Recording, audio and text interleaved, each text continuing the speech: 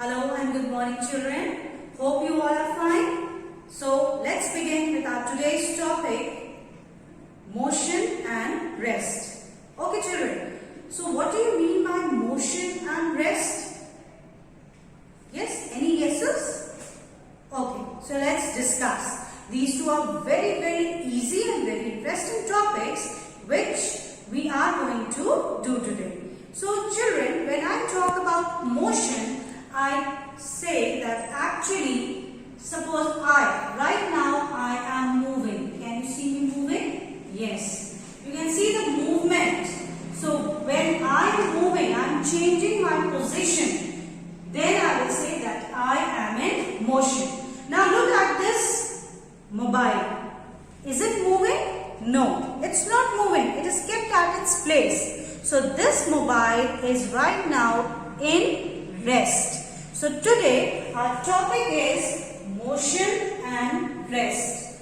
Motion means when a body is moving, when it is going to change its position, and rest means when the body is not moving. Right? So these both terms are opposite of one another. But you know something interesting, that there is a relation between them also. So let's move on. So children, first of all, the very first thing you need to know is what is motion. So motion is when the position of a body changes with respect to its surroundings. Now let me tell you with a simple example. Suppose this is my ground, right? What is this? This is my ground and a ball is rolling on it, right? Now when this ball is going to move, what is happening? Can you see? The position of this ball is changing. It was at A, now the ball is at point B. After some time you will see that the ball is at point C. So what is happening? Here the position of this ball is changing with time, isn't it? So when the position of the ball is changing with time, I will say that this ball is in motion. Understood? Now let's talk about rest. What do you mean by rest? Rest means, suppose there is a box, okay, and this box is kept on a table.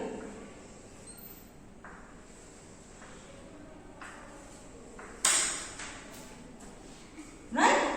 This box is kept on the table. You kept this box on the table at night, and in the morning also the box is here. Right? So has the position of the box changed? Has the box moved from its place? No. So I will say that this box is at rest. So I hope you all are clear with these two words, motion and rest. Okay, let us quickly see with our real life experiences. For example, this mobile is right now at rest because it is not changing its position with respect to its surroundings. But what happens if I start applying force? When I am going to apply force, you can see that the position of the mobile has changed. Now it is not at rest, it is in motion, right? What about this duster? Right now this duster, if I keep it here, it is at rest, right? And if I start pushing it, it will be in motion. So you know, when a body is moving, we say that the body is in motion because it is changing its position. What about this battery? What will you say? This battery is again at rest. And if I start pushing it, it will be in motion. I hope these two words are very clear to you. Now, I told you that there is some relationship between motion and rest. That means these two words are relative. These two words are related.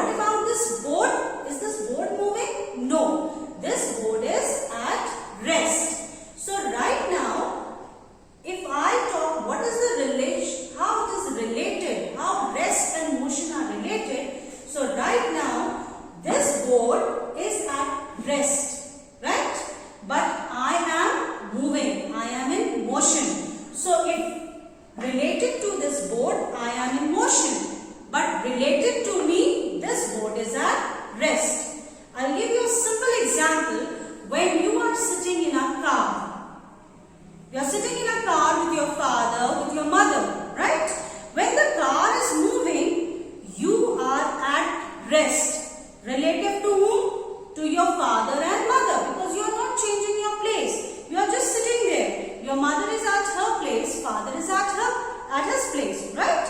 So in the car, you people are at rest. But if you see outside the window, you can see there are different landmarks that are coming. That means your car is in motion. So you are in motion with respect to your surroundings. Your surroundings are constantly changing, but your position is not changing when you talk about your parents who are sitting with you in the car. So can you understand how rest and motion both are related to one another? For example, earth. We are living on this earth. You all know that our earth is in constant motion, isn't it? It is moving around the sun. But what about you? You are living on this earth. Do you feel that motion? No. So according to you, the earth is at rest. But according to science, the earth is not at rest. Right? Similarly, when you are traveling by aeroplane, in the aeroplane, all the passengers, the crew, everything is at rest. But when you look outside, you are moving. Right? So motion and rest both are relative terms. They are related to one another, though they have opposite meanings. Motion means not moving, moving, and rest means not moving. But in actual life, they both are related. Say, one more example I will give you is, you must have traveled by train.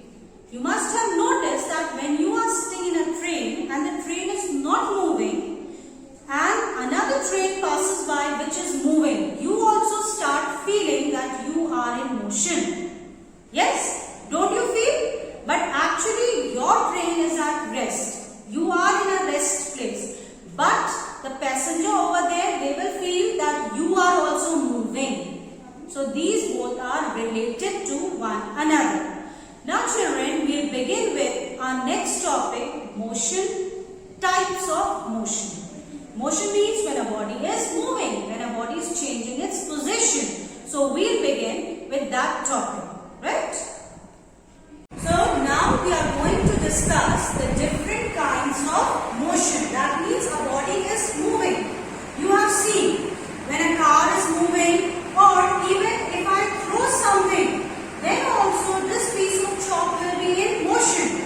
The fan that is working, it is also moving. So all the things that are moving are said to be in motion. But you must have noticed that this motion is not the same. So we need to know what are the different types of motions. Right? So the very first type of motion is translatory motion. What is the motion? Translatory motion. Now what do you mean by translatory motion? Translatory motion means if this is my car and it is moving, then this car is going to move as a whole, isn't it? That means each and every particle of this car is moving. It is moving along a certain path. So when a body, or I can say when the particles of a body move together at equal distances, in equal interval of time, then I will say it is translatory motion. So right now when this car is going to move, I will say that the car is moving in which motion? Translatory motion. Now this translatory motion is of two types. One is rectilinear and another one is curvilinear. Rectilinear means when your car is moving on a straight road. Yes, when your car is moving on a straight road, then what will I say? That the motion of the car is rectilinear. Now,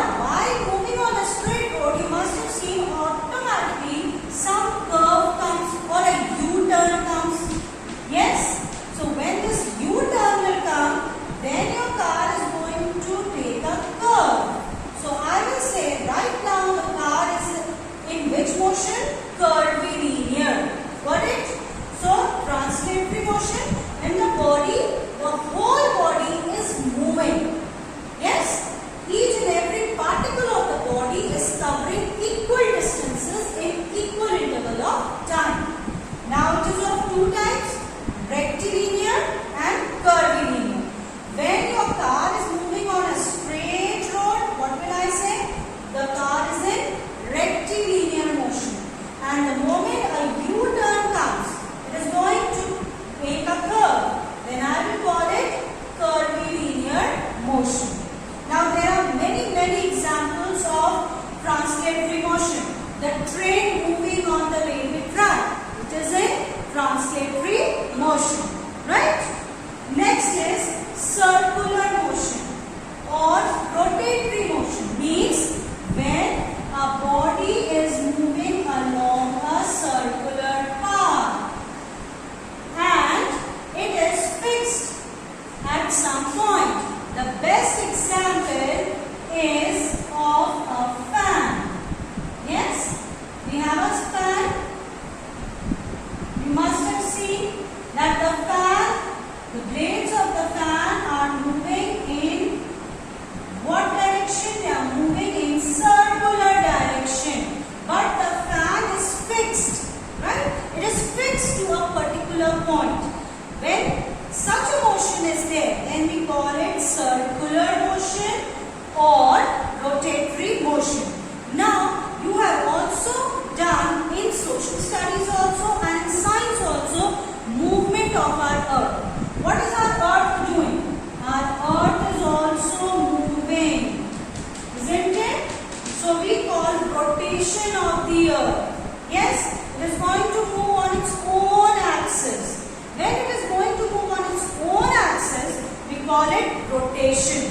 Or what is the other word I can use? I can use the word circular motion. So when a body is moving along a circular path on its own axis, I will call it a circular motion. That is rotation of the earth on its own axis, movement of the fan, and you can find out many more examples. Our third type of motion is oscillatory motion. Oscillatory motion means when you are sitting on a swing. Yes, you all love to sit on a swing.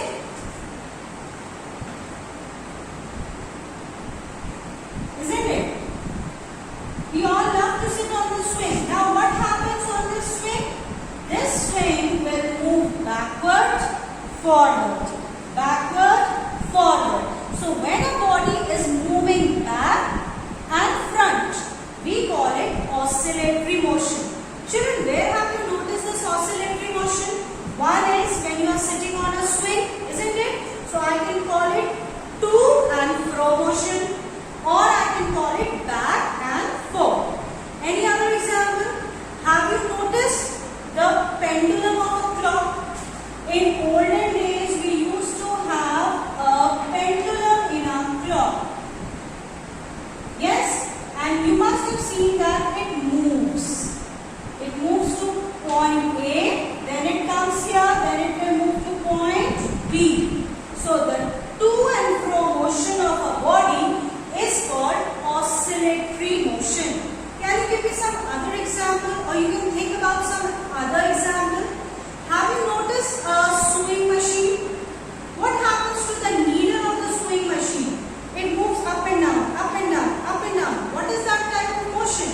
To and fro motion, right?